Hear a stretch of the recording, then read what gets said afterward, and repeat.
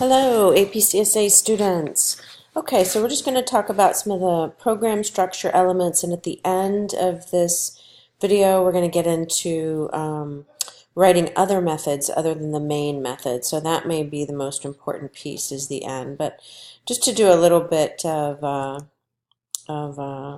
housekeeping details with some of our program structure. So we've already been writing classes, but just to get some of the terminology down, this is called the class header, that one line at the top that defines the name of the class.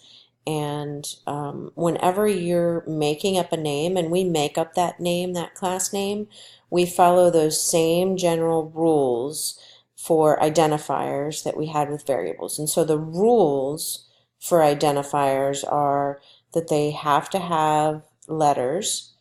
They can have numbers, but they can't start with numbers, and they can have underscores. So letter, number, underscore, but can't start with a number is the basic rules. Now, similarly with variable names, where we have a convention to start with lowercase and use camel case, for the class name here, it's not a variable, it's a class name.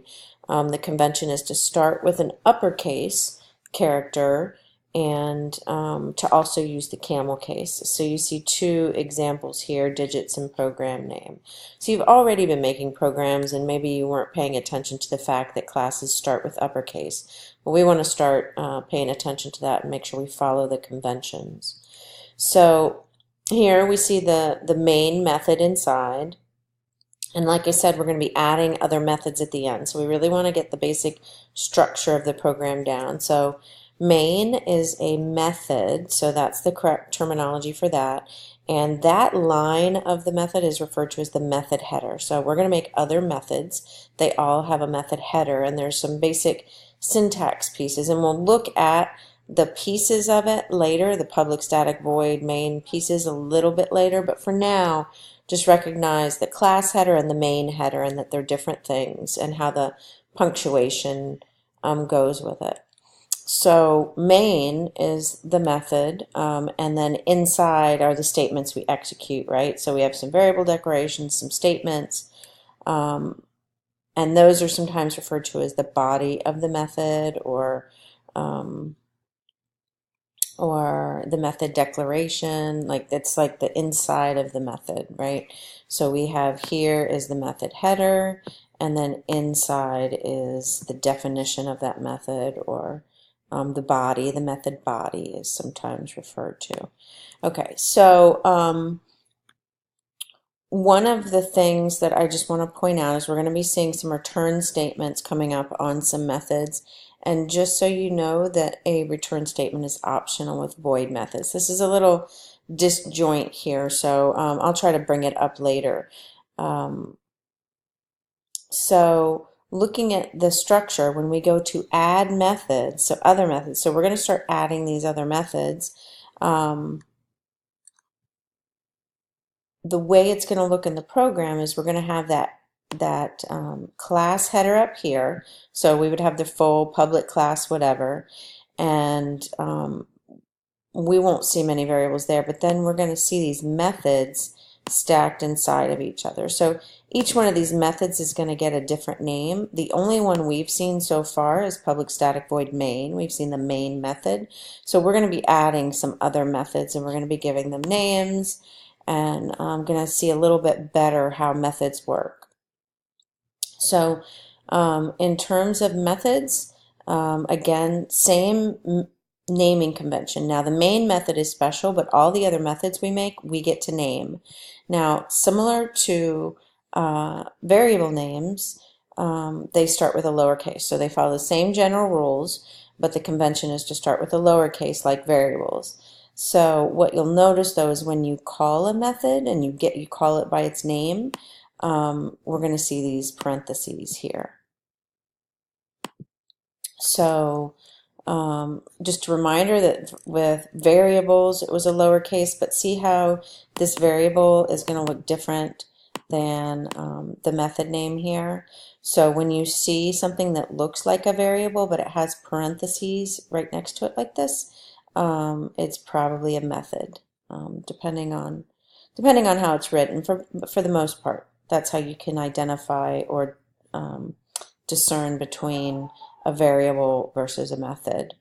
So, and also a reminder that constants are going to are going to be all uppercase. So we've got all our naming conventions, all our identifiers, depending on what it is we're creating.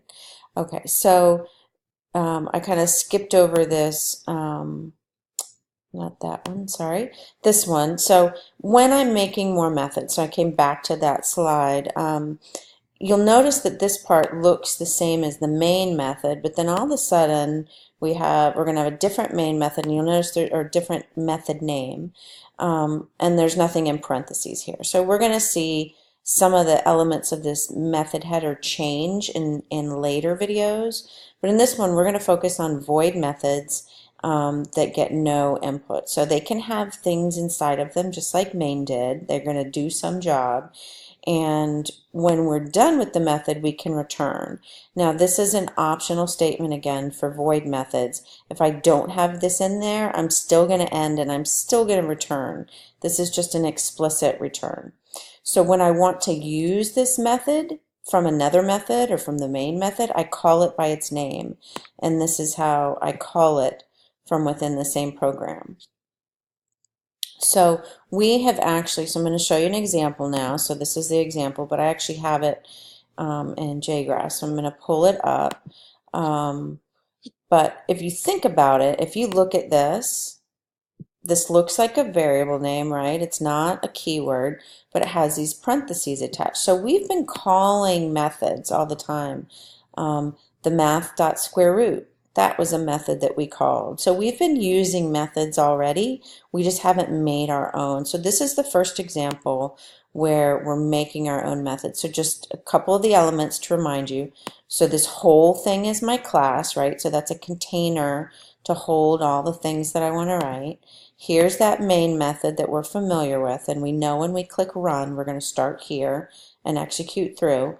But now I have a method here and a method here. So you want to start identifying method headers. You see the method definition, and you also want to be pulling out the name. So this method is called 3lines, and this method is called newline.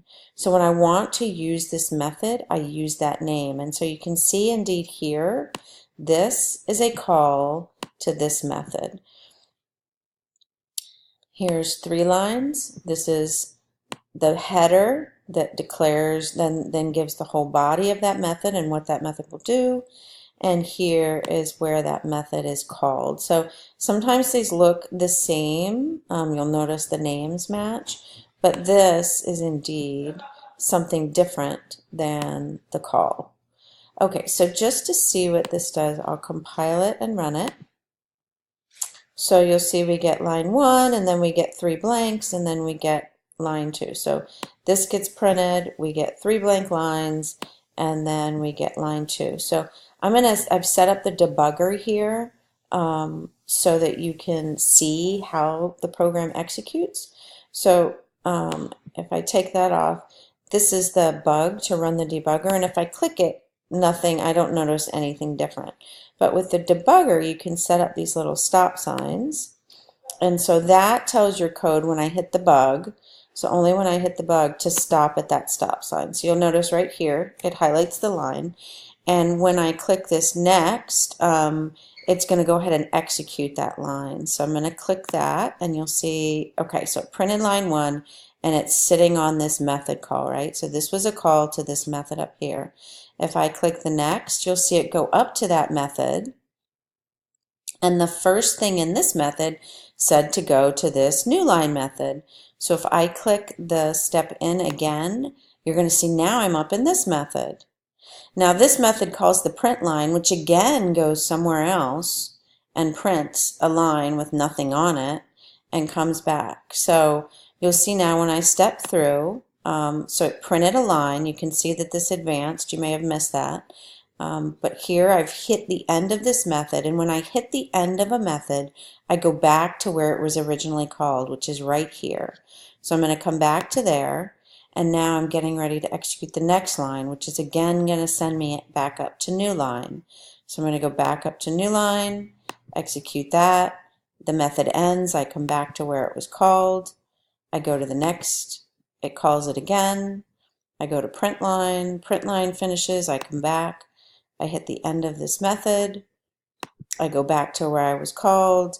I hit the end of this method, and so I go back to where this was originally called, which was in main, and then I'm here to execute line 2. So I almost envision it kind of as a pinball, you know, if you've ever played a pinball game, you're kind of bouncing all over the place. And so Java is keeping track of who called whom and where to come back to. So if you now look, so still when I run, I start at main, right? But this was actually a method call itself. So it went to the print line method in this system class. It went and found it, and it printed this to the display, and when that job was done, it came right back to here, and then it executes the next line. So I think that is a good rundown of method calls and how they work. So again, these are for specifically void methods. You'll notice all these methods are void. Next class, we're going to write some different types of methods. And notice that these methods don't have anything inside the parentheses, but this one does. So we're going to see those values change as well. But for this one, you want to know this is the class header, this is a method header, this is a method header, this is a method header. And in the method header, I can have the name of the method. So those are names of methods. And then inside the method is the method definition or the method body. So here's that method definition, method body, method definition. And then you would want to really start discerning between the method header, where you see new line, and when you call it. So they both times the parentheses, you're going to see these parentheses. So one task for you to try is to try and you could copy and write this program. I guess I should finish this. If I step through, main method ends, and when main method ends, the program ends. So you'll see there.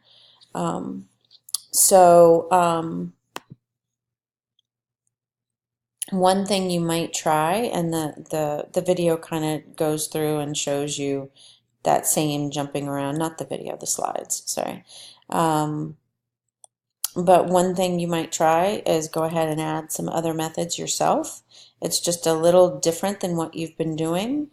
And so following the syntax and the rules for creating methods, when you do it, be very careful about where you're doing your curly braces. So notice each method has a curly brace to open and a curly brace to end. And so if I just have one of those off, right, all of a sudden it's not going to understand things. And this is telling me it expects a semicolon, and that's not a helpful error, because that is not, I don't want a semicolon here. Java's trying to help me, but it doesn't realize I wanted to create a method, and that all I needed was that curly brace. So you really want to keep this structure in mind, where you want to think about the methods being stacked on top of each other, and the curly braces is really what defines the container for the methods. And then all the methods are stacked, and then the class holds all of them. So the class container needs to start and end after all these methods. So I don't want you to put any variables here in the class. All your variables are going to be inside methods for now, okay? So, yep, so either write the same class I did, run it, play around with it, try 5 lines, and do your own tinkering. All right, see you next time.